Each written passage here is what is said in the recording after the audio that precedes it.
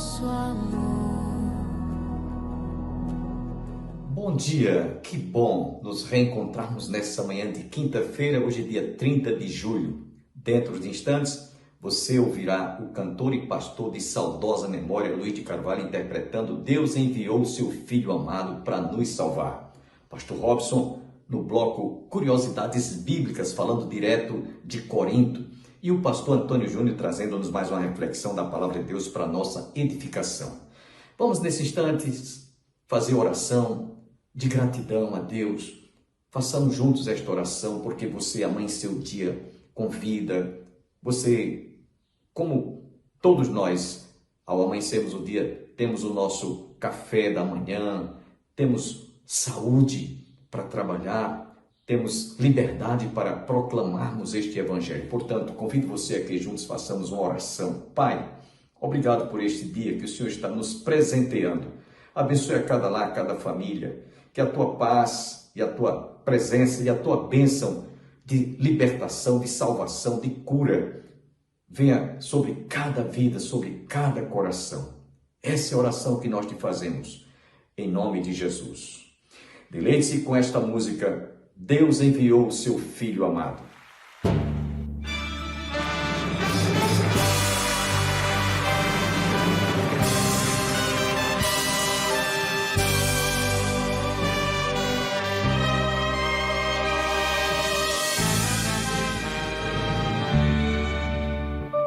Deus enviou seu Filho amado para me salvar e perdoar. Na cruz morreu por meus pecados, mas ressurgiu e vivo com o Pai está. Porque Ele vive, posso crer no amanhã. Porque Ele vive, temor não há. Mas eu bem sei que minha vida está nas mãos de meu Jesus, que vivo está. E quando enfim chegar a hora em que a morte enfrentarei, sem medo então terei vitória, verei na glória o meu Jesus, que vivo está. Porque posso crer no amanhã, porque Ele vive, temor não há. Mas eu bem sei que minha vida está nas mãos de meu Jesus, que vivo está.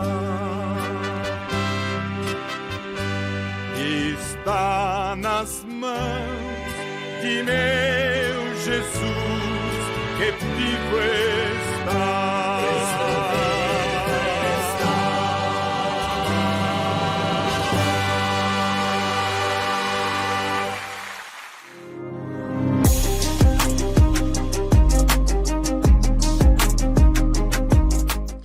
No capítulo 16, você encontra o apóstolo Paulo na região que hoje nós identificamos como Turquia.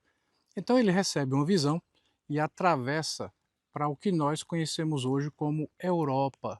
Uma das primeiras igrejas plantadas, então, depois dessa travessia, foi a igreja de Filipos. Na sequência, ainda em Atos capítulo 17, o apóstolo Paulo desce para Tessalônica, Bereia, até chegar em Atenas. De Atenas, o apóstolo Paulo vem para cá, para a cidade de Corinto, onde ele fica aproximadamente 1 ano e meio. Eu quero ler uma passagem que eu considero muito importante e nós estamos agora em um local emblemático que diz respeito a essa passagem. Atos, capítulo 19, versículo 22, diz assim: Tendo enviado à Macedônia 2 daqueles que lhe ministravam, Timóteo e Erasto, permaneceu algum tempo na Ásia. Um dos grandes amigos de Paulo era Timóteo, nós já sabemos disso. Mas outro grande amigo, companheiro, alguém que foi convertido pelo Evangelho e que usou os seus recursos em benefício da Igreja de Jesus Cristo e da cidade onde ele habitava, é o nosso irmão Erasto. Tão pouco falado, tão pouco conhecido, mas que teve um papel tão importante, tanto é que ele é citado diversas vezes. Nós já vimos agora, também é citado em 2 Timóteo capítulo 4, versículo 20, quando o apóstolo Paulo diz assim: Erasto ficou em Corinto, quanto a Trófimo, deixei-o doente em Mileto. E em Romanos, capítulo 16, versículo 23, o apóstolo Paulo diz assim: Saúda-vos Gaio, meu hospedeiro, e de toda a igreja. Saúda-vos Erasto, tesoureiro da cidade, e o irmão Quarto. Então perceba mais uma vez o nosso querido irmão Erasto sendo citado, e agora em Romanos ele é identificado como sendo o tesoureiro da cidade. A palavra no original, que é utilizada em grego, é oikonomos, que significa o tesoureiro, aquela pessoa responsável pelas finanças. E o que é que nós temos aqui na cidade de Corinto? Uma placa que foi colocada nesta rua, na entrada principal da cidade de Corinto, onde nós temos escrito aqui Erastus Pro Edilite. E nós temos aqui 2 letras, S e P, que são uma abreviatura em latim para sua pecúnia. Pecúnia é daí que é originada a palavra em português pecuniário. É algo relativo ao dinheiro. Em outras palavras, aqui está dizendo Erastus, de sua própria posse ou com as suas próprias condições financeiras, é o que está escrito aqui. Ou seja, parece que aqui o que nós temos é aquela típica placa que é utilizada na inauguração de uma obra pública, como se faz ainda hoje, colocando placas de bronze. Naquela época foi feito aqui entalhado na pedra. Então o que é que nós temos aqui em Corinto, querido irmão? Nós temos o registro histórico encontrado pela arqueologia de um personagem da Bíblia, e não é qualquer personagem, é alguém que exerceu um papel de proeminência, de importância aqui na cidade de Corinto, usando as suas condições, a sua influência em prol do Evangelho. Por isso que esse irmão, o nosso irmão Erastus, era um irmão tão querido pelo apóstolo Paulo e citado diversas vezes. Então veja que maravilha, que coisa emocionante é você estar aqui fazendo essa visitação bíblica nos lugares por onde o apóstolo Paulo passou e de repente a gente se depara com essa preciosidade para a nossa fé.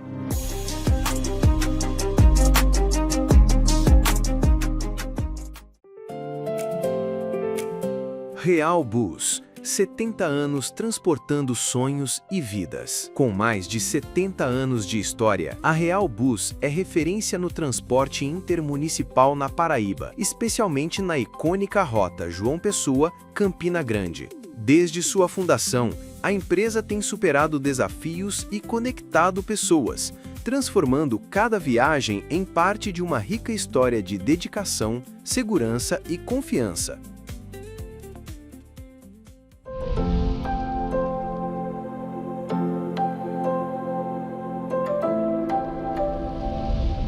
Coríntios, no capítulo número 5, segunda carta de Paulo, no capítulo número 5, os 5 primeiros versículos, quando o apóstolo Paulo ele vai nos dizer a seguinte coisa: sabemos que, se a nossa casa terrestre deste tabernáculo se desfizer, temos da parte de Deus um edifício, casa não feita por mãos, eterna nos céus.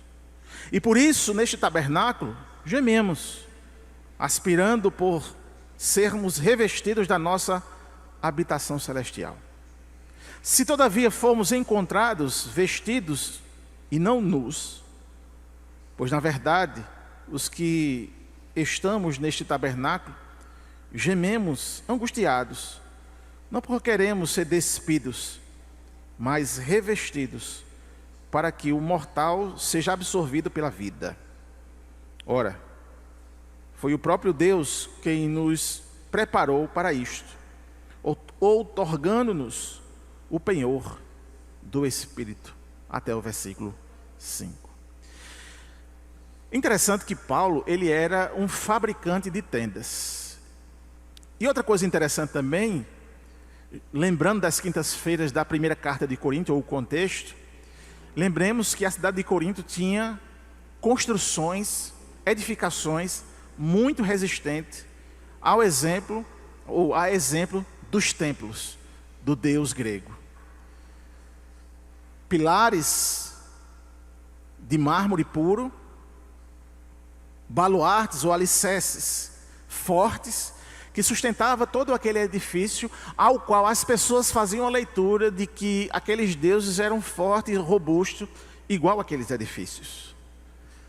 Paulo também vai pegar essa imagem, Paulo também vai pegar a imagem das tendas que ele fazia, e como fabricante de tenda ele entendia que a tenda ela se desgastava mais rápido. Em comparação aos edifícios de Corinto, a tenda era muito volátil, era muito passageira, muito rápida o seu desgaste. Em contraponto, os edifícios até hoje estão ali, mesmo em ruínas, mas estão alguns erguidos.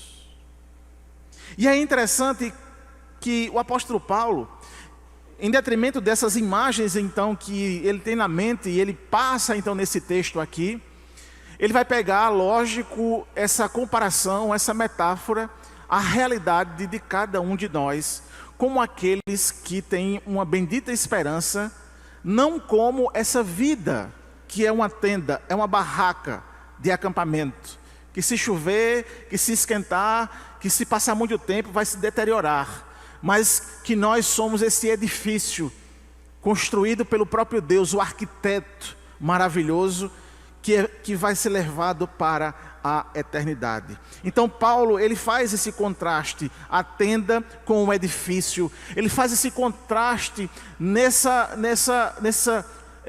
contexto da cidade de Corinto, e também daquilo que ele faz. A tenda, ela se desfaz, a tenda, ela é desmontada, ela morre, mas o edifício tem-se a ideia de que ele é indestrutível, porque foi Deus o construtor.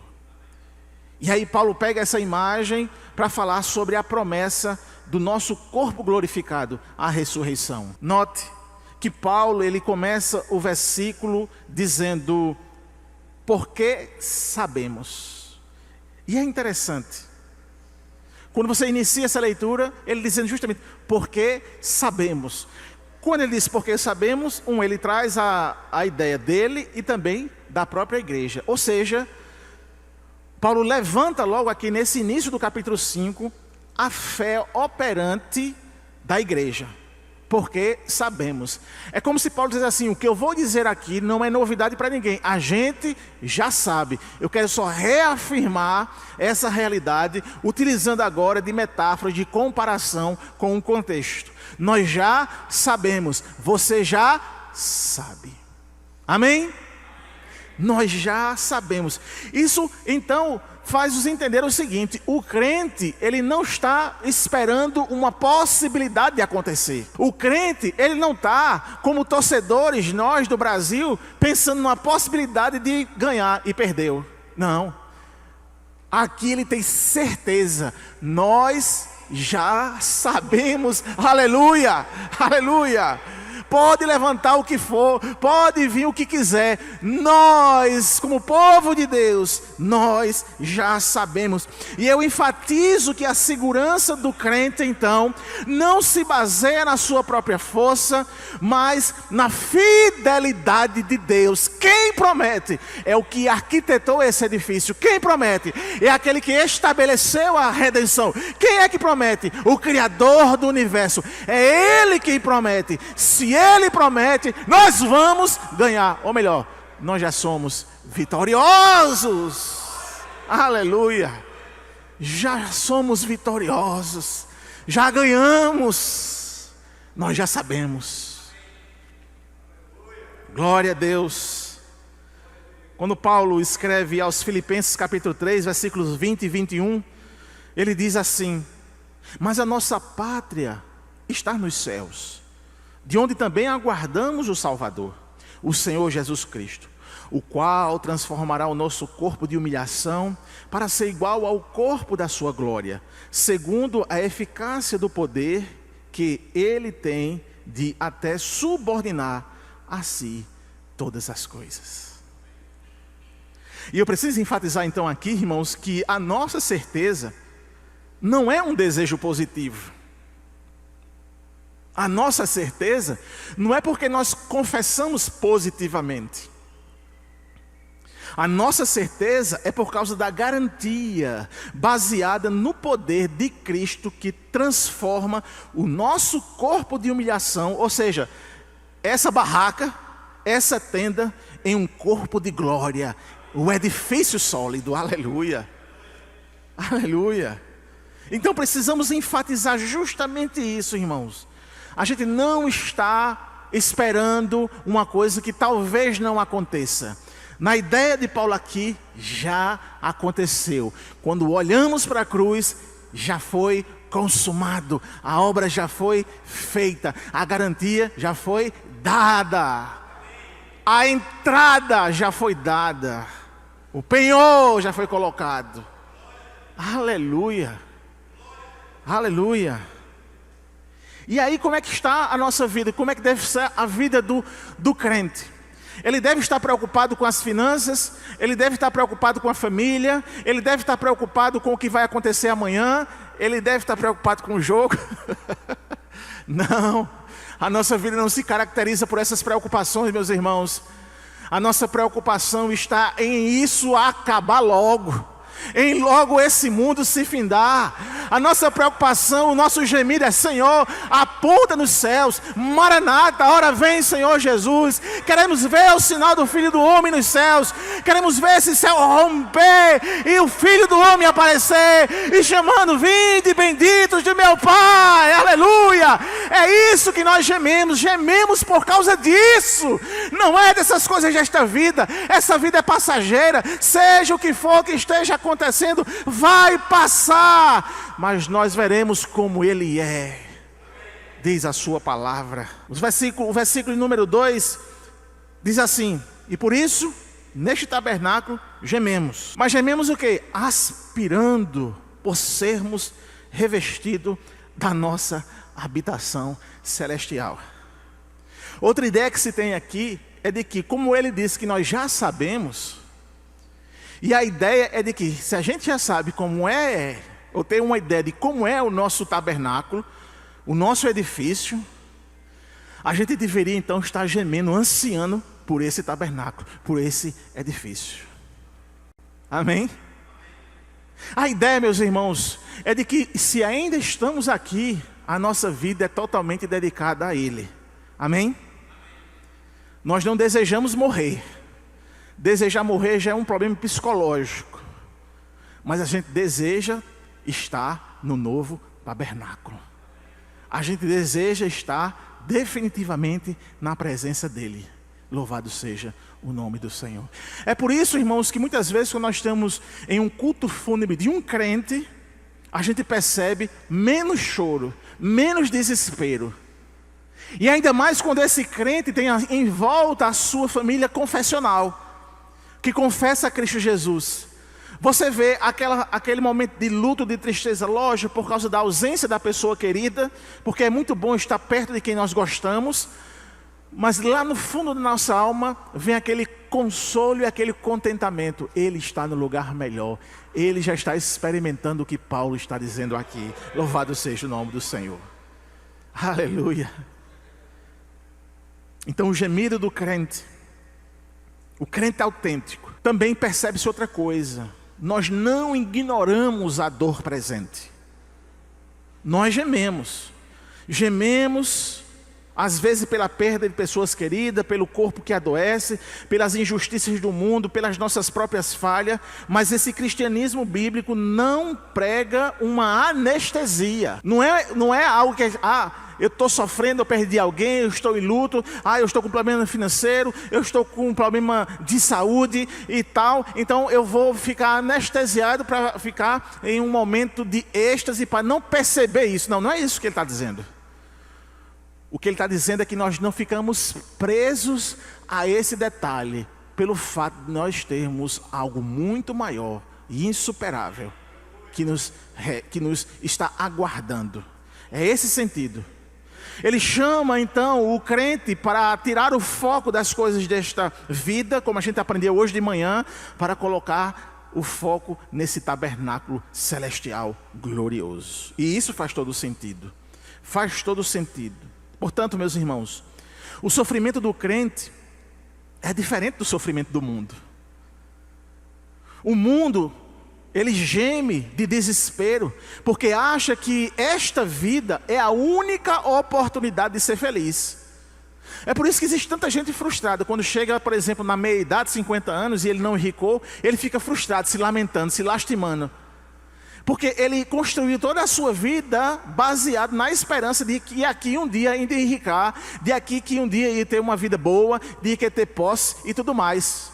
E tudo isso são ansiedades da vida. São efêmeros, são tendas que logo rasga e não tem fundamento nenhum. O cristianismo é diferente então do mundo. Porque o cristão, ele geme de saudade da sua verdadeira pátria. O que Paulo está dizendo aqui é que a gente tem uma possibilidade, já que nós já sabemos, nós temos uma possibilidade de viver aqui ainda, ansiando de tal forma o céu, que é capaz de sentirmos saudades da nossa casa, da nossa pátria celestial. Já pensou nisso? Ansiar de tal forma que sente saudade. É como se você estivesse já vivendo essa eternidade de uma forma mais robusta, mais autêntica. Nosso gemido não é um grito de derrota, mas é como se fosse uma dor de parto de uma nova realidade. Nós não queremos ficar nus, desencarnados como um fantasma, né? Mas nós queremos ser revestidos, queremos que a mortalidade seja absorvida pela vida.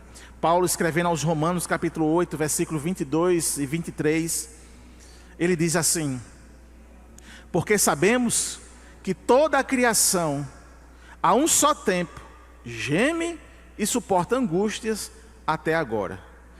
E não ela somente, mas também nós, que temos as primícias do Espírito, igualmente gememos em nosso íntimo, aguardando a adoção de filhos, a redenção do nosso corpo. Percebam que para Romanos ele é muito mais claro, né? E ele é muito mais direto. Qual é o nosso verdadeiro gemido? A dor de quem sofre, então, é legítima, sem dúvida. O próprio Paulo, ele repete a ideia de que gememos em nosso íntimo. E é a prova bíblica de que o cristão, ele chora, ele adoece, ele sofre as angústias deste mundo decaído, mas no fundo, o crente deve gemer, aguardando algo que é a redenção final.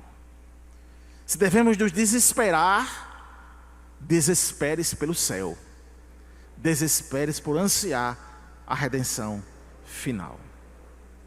No versículo 5, ele diz algo interessante.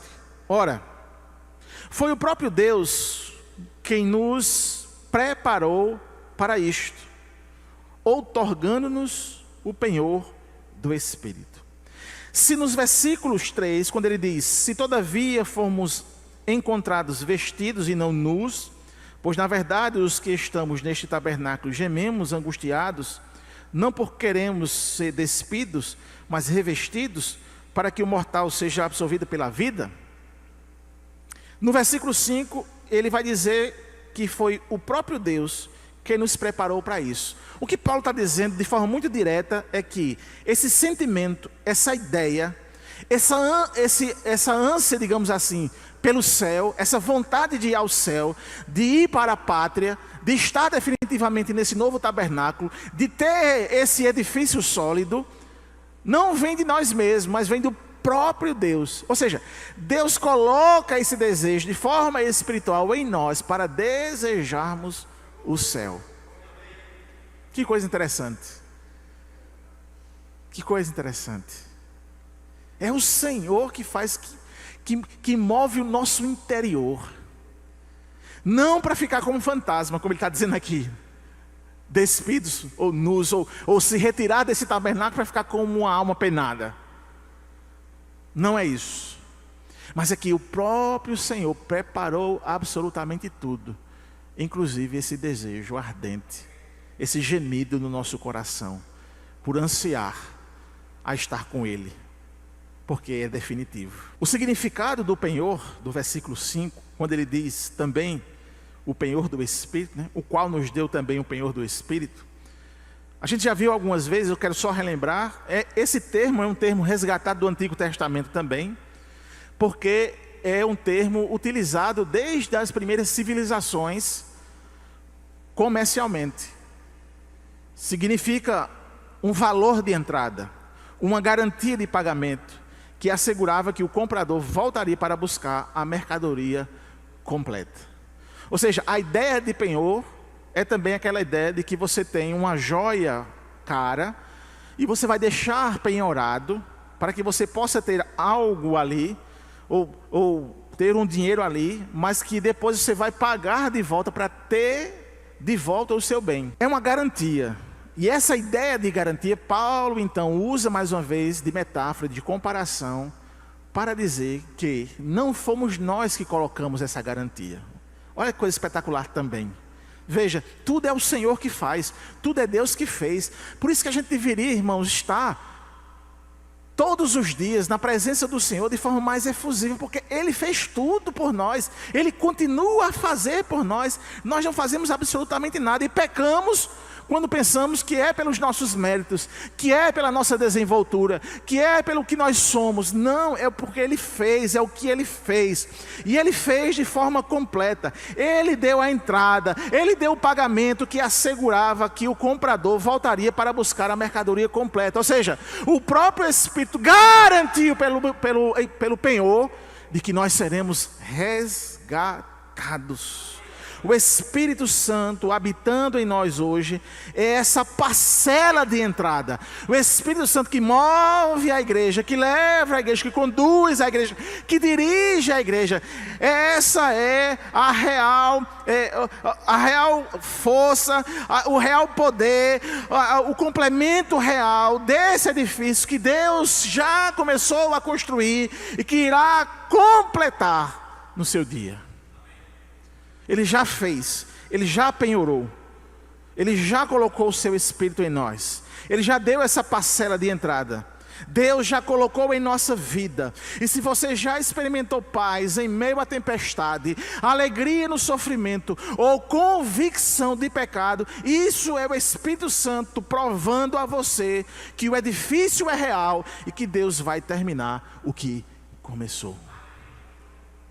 Quando ele escreve a carta aos Filipenses, capítulo 1, versículo 6, ele diz essa ideia: aquele que começou a boa obra há de aperfeiçoar até o dia de Cristo. Isso é maravilhoso também perceber.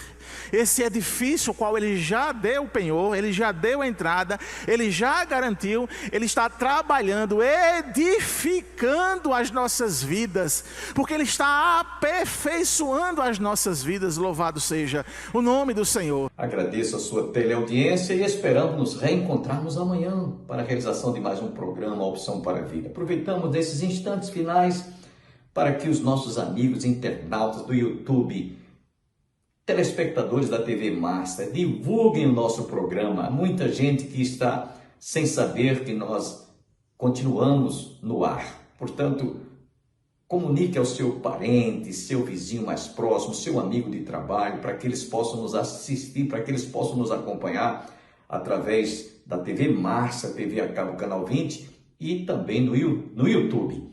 Tenham todos um dia abençoado e até amanhã, se Deus assim nos permitir.